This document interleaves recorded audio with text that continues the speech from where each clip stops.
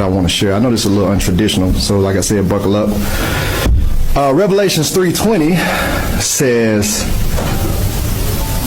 "See, I stand at the door and knock. If anyone hears my voice and opens the door, I will come in and dine with him and eat with him and he with me." I want to tell y'all about a knock that I heard this week.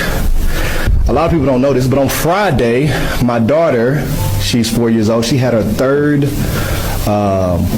epilepsy seizure attack.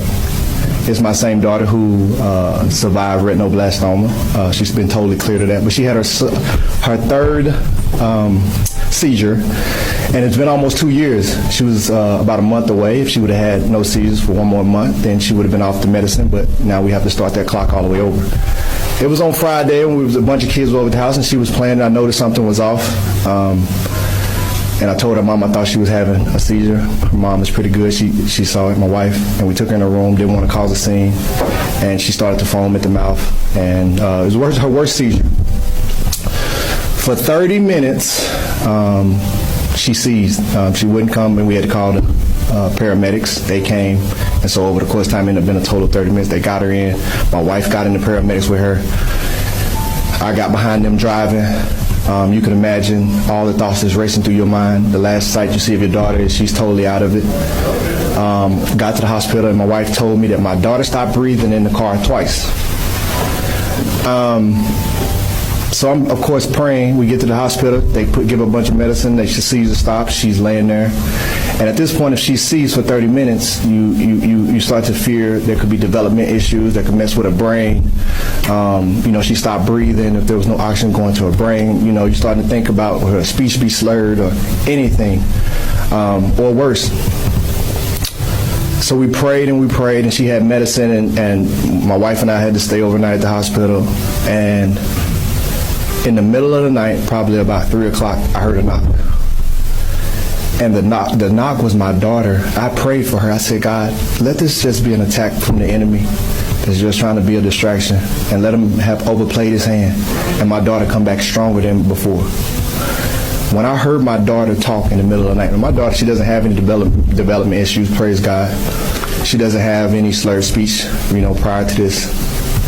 She woke up talking clearer than she was talking before. Now, anyone who deals with epilepsy knows that it takes a few days for them to come back.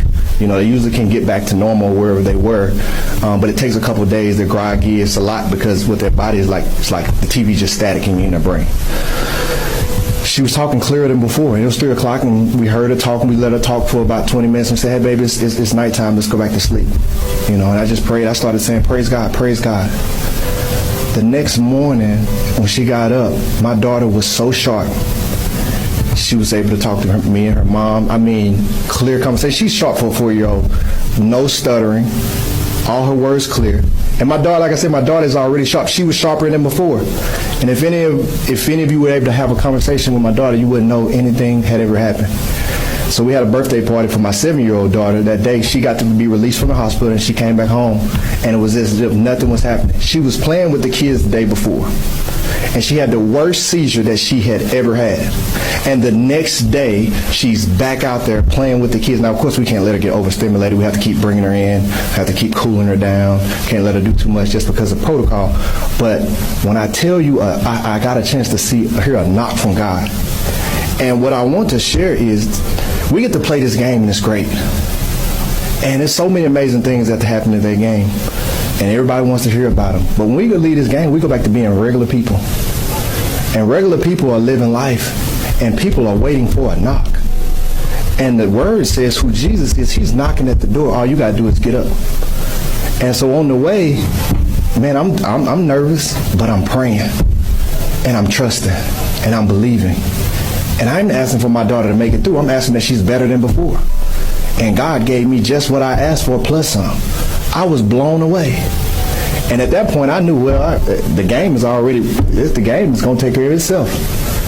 My knock had already been answered. And I just want people to know, if you got stuff going on in your life, lay it before the Lord. Lay it before the Lord in trust. And be expecting of a knock. Because the word says what you have to do is you have to get up and open the door. He's not going to open the door for you. He's going to knock. But you have to be listening and waiting for the knock. And when you see it, you have to get up and open the door. And your blessing is going to be there. Now, I'm going to be here to talk about football next week. I wish y'all well. Happy Sunday and praise God. Thank y'all.